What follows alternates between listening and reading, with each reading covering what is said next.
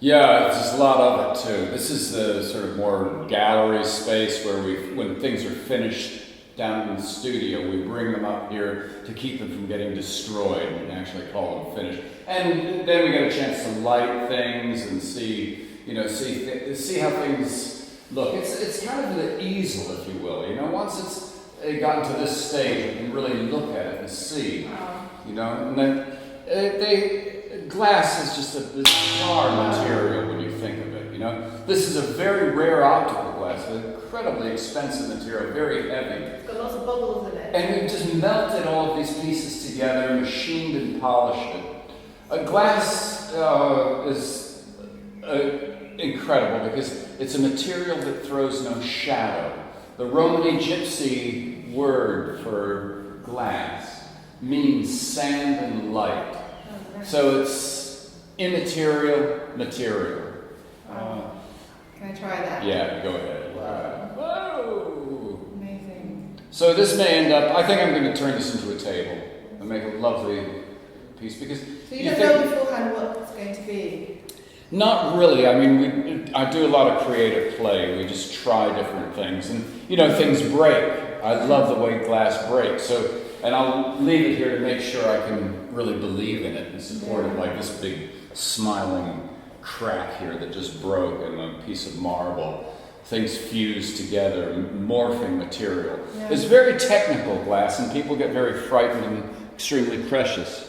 This is, in fact, one of the smallest things that I make, which is actually a glass bowl, and it spins. You fill it with water, put a rose in it, and I've made not hundreds, but probably about 50 of those over the years. And then a big, large table made out of steel and glass.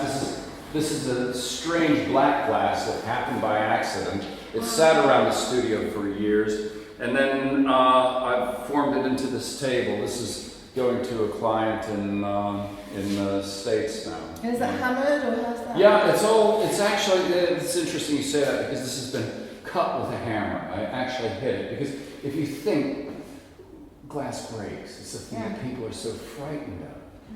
And it's been something that's I've really tried to show that and expose that because it's the nuances, the flaws in things that are so much part of their nature, just like people, really.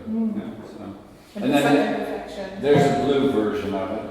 Here's a little man. When they first invented water jet, they took this piece of slate and had that water jet cut. Now it's something quite common, easy to do, but this was cut by water jet. Wow. Lovely sound. And this is a glass bench. It's kind of like a plank, and we call it Max Planck. And now, for instance, look at that. You can actually, who would think? And so people are quite frightened of glass. Yeah. That fear element's very important in it. You see, I think. Where does fear come into it, do you think? Well, I think fear is always present, I don't mind fear. Anxiety I'm not so fond of, but fear is actually something that centers you. It brings you into the here and now. It really brings life forces through. Everybody works to cushion life, to avoid things that are slightly scary. Whereas that edge, I think for artists is quite important. Yeah. To work on the edge of your fear.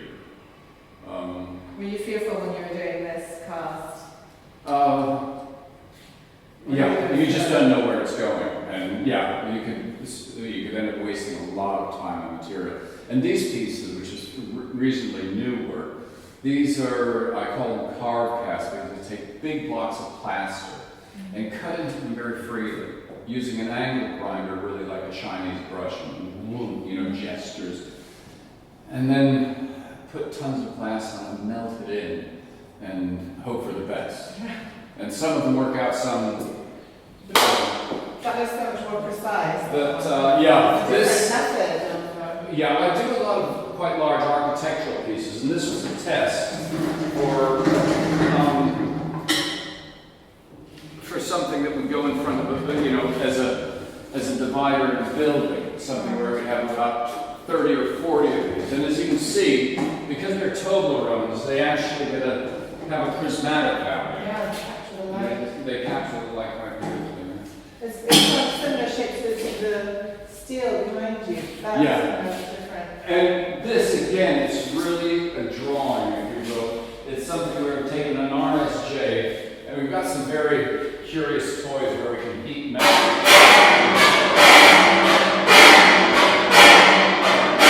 And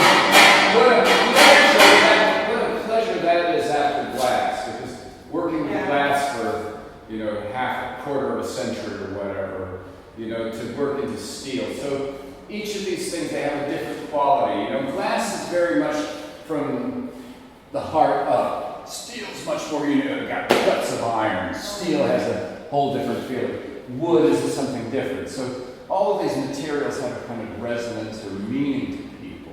That's quite important. And talking about meaning, what gets you up in the morning when you want to make these? The alarm bell. No,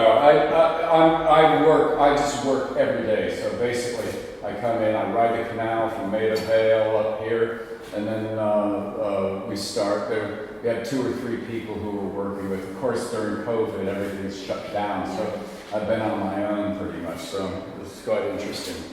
But I'll show you out in the yard. Would you like to have a look? Yeah. It's very nice out here. That's my little paradise out here. So come and see.